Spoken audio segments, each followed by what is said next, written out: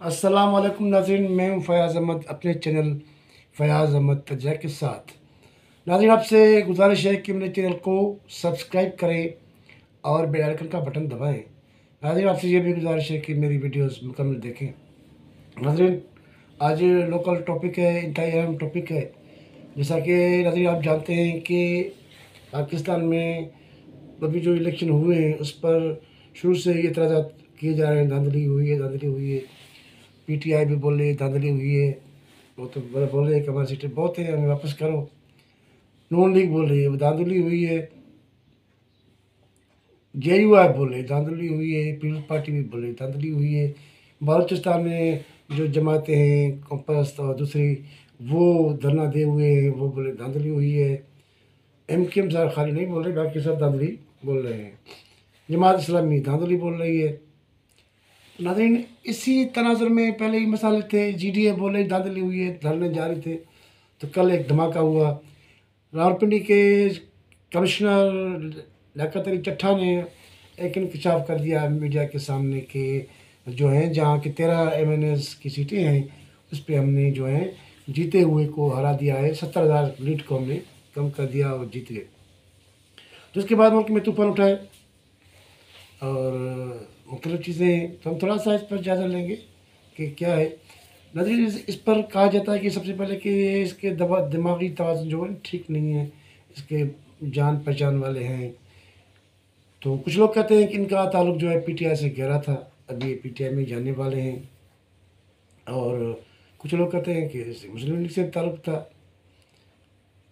तो अगर हम थोड़ा सा देखें कि इसने जो प्रेस कॉन्फ्रेंस की उसमें कहा कि मुझ पर सोशल मीडिया का और ओवरसीज़ पाकिस्तानी का बाहर के पाकिस्तानी का दबाव था।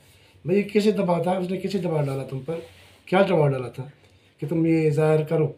हालांकि डिस्ट्रिक्ट रिटर्निंग ऑफिसर अलग होते हैं, आरओज अलग होते हैं, कमिश्नर का तो उनसे ताल्लुक ही नहीं है। तो इस हिसाब से कमिश्नर ने जो ये किया है तो उसके पीछे जो कुछ मकासद हैं। एक तो ये भी कहा जाता है कि भाई इसका जो बेटा है उसने किसी शादी के बाद किसी यहूदी फ्रेंड अपना औरत से, तो इस हिसाब से उस ग्रुप का हवाला है, इस वास्ता होगा। और इसको वीज़ा है अमेरिका की, और ये जाने वाला था। अब तो ये अरेस्ट हो गया, मगर वीज़ा तो अमेरिका का है ही है इसको। तो ये सशक्त करता या बाहर अमेरिका जाता फिर आके यहाँ खड़ा होता। तो अमेरिका की वीज़ा मिलने से ये भी अंदेशा है कि बाहर की क़ुव्वतें हो उसमें मुलविस, वो इसको अपना पुशअप करें, वो इसको कहें कि भाई तुम ये करो। तो ये भी कभी इम्कान है। तीसरा ये भी इम्कान है कि भाई जो जो इसने इल्ज़ाम लगाए हैं वो इलेक्शन कमिश्नर और चीफ जस्टिस पाकिस्तान पे है। सब जानते हैं चीफ जस्टिस पाकिस्तान का इलेक्शन से वास्ता ही नहीं है। उन्होंने तो डेट फिक्स कराई थी भाई, जो इलेक्शन सदर पाकिस्तान ने डेट दी थी उस पर इलेक्शन कमीशन पे जो तनाज़ा चल रहा था उस पर उन्होंने सबको बुलाया और मुकर्रर की तारीख भाई दो। इसके सिवा और इस पर है ही नहीं। हाँ, माजी में तो इलेक्शन कमिश्नर और चीफ जस्टिस या जज साहब मुलविस तो रहे हैं ना। तो इस हिसाब से जो है इस पर इल्ज़ाम लगा दिया गया। तो इस पर यह भी ख्याल है कि भाई आइनी इदारों पर उन्होंने हमला किया है। और जो पीटीआई कहती है या दूसरे लोग कहते हैं या फजल रहमान ने कहा था कि असल असल क़ुव्वत जो है उस पर, तो उसने कहा कि नहीं, वो तो उन इस्टेब्लिशमेंट का कहा कि उन्होंने कोई नहीं कराया, उन्होंने सही इलेक्शन कराई है। भाई सही कराई तो फिर तुमने कैसे किया।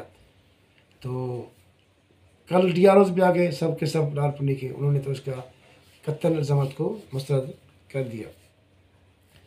तो खदशा ये है कि नाज़रीन के आइनी इदारों में जो है ना उनकी जो है ना बेतौकीर की जा रही है, इज़्ज़त कम की जा रही है।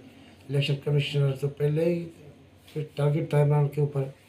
अब इसको चीफ जस्टिस को भी ऐसे ही बना दिया जाएगा और आगे ये होगा कि लोगों का एतमाद जो है वो कोर्ट पर भी उठ जाएगा।